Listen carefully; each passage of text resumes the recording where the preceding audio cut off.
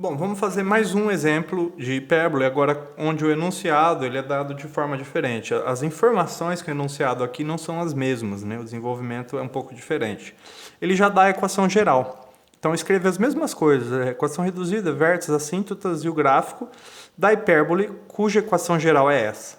Primeira coisa, a gente precisa obter os parâmetros, certo? E em qual eixo estão os focos. Para isso, a gente transforma essa equação geral da forma reduzida. Então, temos que,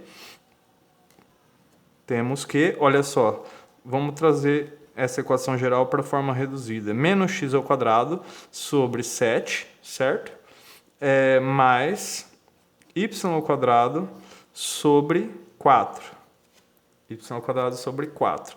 Isso aqui igual a 1, já passei 1 para lá, certo? Essa aqui já é equação reduzida, né? A gente só remodelou aqui, menos x ao quadrado sobre 7, mais y ao quadrado sobre 4. Isso igual a 1. Porém, o a e o b não são esses valores, 4 e 7, e sim a raiz deles, né? Porque o a e o b eles estão ao quadrado na equação para identificação de parâmetros. Então aqui a gente vai ter menos x ao quadrado sobre raiz de 7 ao quadrado. Isso é muito importante, certo? Porque aparece quadrado na fórmula. Mais y ao quadrado sobre, aqui seria 2 ao quadrado, certo? A gente faz essa passagem para identificar os parâmetros, né? Então aqui estaria a equação reduzida da hipérbole, certo? A gente passou da geral para reduzida aqui. Bom, com isso, a gente consegue identificar os parâmetros, né? Qual é A e qual é B.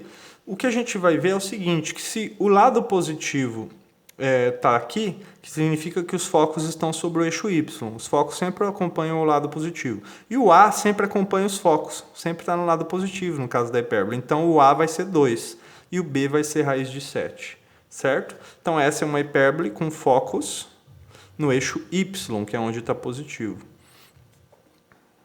Certo? Então, assim, olha só. O A é 2, A é igual a 2, e B é igual a raiz de 7. Para a representação geométrica, a raiz de 7 é aproximadamente, eu já fiz as contas, 2,6, certo? E aí, logo, a gente obtém o parâmetro C. C é a hipotenusa, vai ser A ao quadrado mais B ao quadrado, certo? A e B a gente já conhece, A ao quadrado é 4, B ao quadrado é 7, certo? 7 mais 4 vai dar 11. Isso implica que C vai ser raiz de 11. Esse é o parâmetro C. Para a representação geométrica, isso aqui vai dar aproximadamente, eu já fiz as contas, vai dar 3,3, certo? Com isso a gente já identificou A, B e C, beleza? E a gente já sabe que os focos estão sobre o eixo Y, ou seja, uma hipérbole com foco sobre o eixo Y, cujos parâmetros são esses 3. Bom, se os focos estão sobre o eixo Y, o parâmetro A acompanha os focos. Então, a altura aqui vai ser dada por A. A mede 2, então essa altura aqui mede 2. Então, aqui, ó, essa altura é A, que mede 2. O B, a gente já viu aqui 2,6, né? Então, vai mais ou menos até aqui. Então, essa altura aqui é o A. B é 2,6, então 1, 2, aqui, mais ou menos aqui, ó, 2,6. Aqui, para poder determinar... A e B sempre determinam um retângulo, né? Cujas diagonais são as assíntotas. O que a gente precisa é ver onde está A e onde está B. A sempre acompanha os focos. Focos estão sobre o eixo Y, A vai estar sobre o eixo Y. Aqui mede 2, aí aqui 2 em simetria, aqui 2,6. Certo? Eu determinei isso porque esse comprimento aqui, ó, nesse caso, mede B, que é 2,6, aqui mede B e aqui mede A, certo? Aqui vai ser A. E aí a diagonal vai ser C. Só que as diagonais desse retângulo, elas definem as assíntotas. Então, vamos fazer as assíntotas aqui. Aqui vai estar uma assíntota, que é R.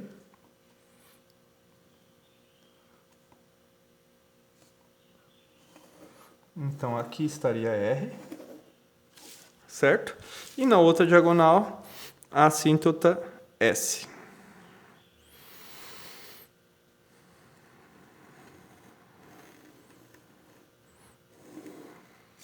Certo? Então, aqui está R e aqui está S.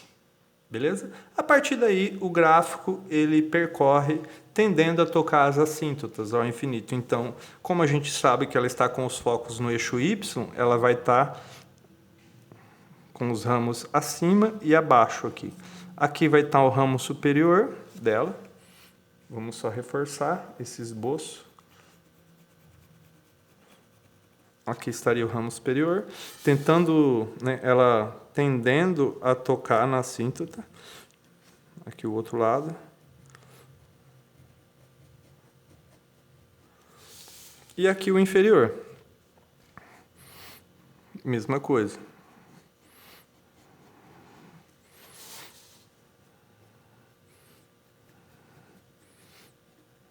E aqui o ramo inferior.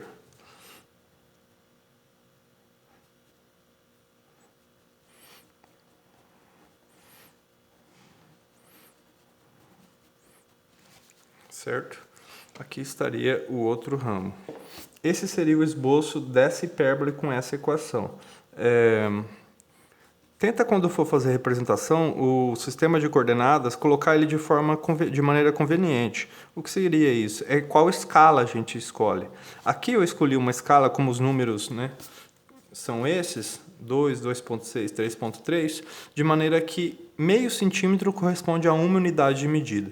Se você colocasse 1 centímetro para a unidade de medida, dá certo, só que o desenho vai ficar bem maior que esse. Esse retângulo ficaria o dobro, então ela ficaria bem maior. Eu coloquei esse aqui, que aí a representação fica mais enxuta, fica menor no gráfico.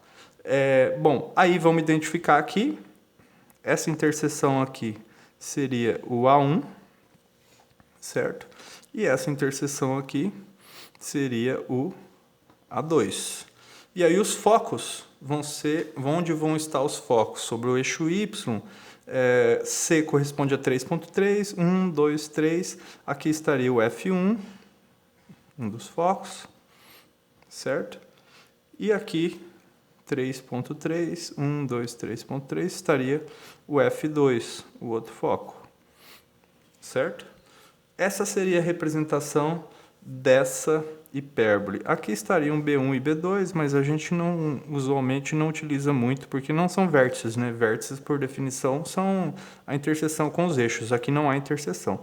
Só que B1 e B2 é o eixo conjugado, Às vezes ele aparece em algum exercício.